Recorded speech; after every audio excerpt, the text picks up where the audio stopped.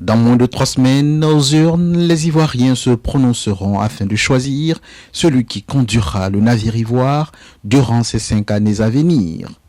Et malgré le climat sociopolitique propice à des élections apaisées, selon plusieurs observateurs, le Conseil national islamique de Côte d'Ivoire en France a bien voulu consacrer du temps pour cette séance de prière pour des élections apaisées, car l'histoire récente hante encore les esprits.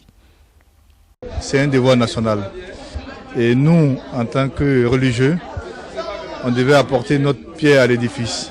C'est pourquoi la première orientation, le premier réflexe qu'on a, c'est de s'orienter vers le Tout-Puissant Dieu pour qu'il puisse nous accorder encore une fois sa miséricorde pour que les événements qu'on a connus après les élections de 2010 ne puissent plus se répéter en Côte d'Ivoire. Séance de prière ponctuée de lectures coraniques, de zikr, mais aussi de messages de paix, de solidarité et d'union pour une Côte d'Ivoire émergente.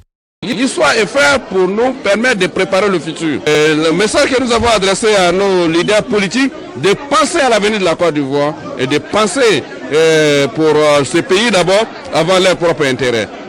Nous avons prié pour qu'il y ait la paix, la réconciliation, l'amour et l'amour vrai et l'entente entre les habitants de la Côte d'Ivoire.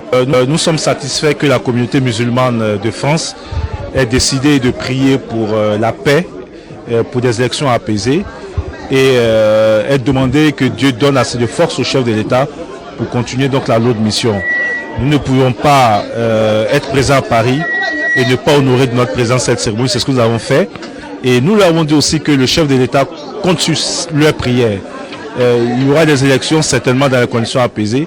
Après ces élections, il compte faire énormément de choses pour les Ivoiriens et cela va se faire forcément grâce aux bénédictions et prières de l'ensemble des Ivoiriens.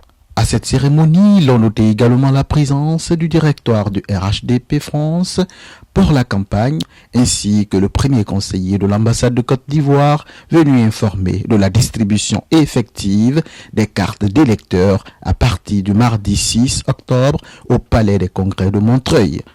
Et dans la même mouvance, inviter l'assistance au nom de l'archevêque Marie-Daniel Dadier à une prière œcuménique pour des élections apaisées le 18 octobre, date anniversaire de la naissance du père de la nation, feu Félix Houphouët-Boigny, à l'église Saint-François-Xavier de Paris.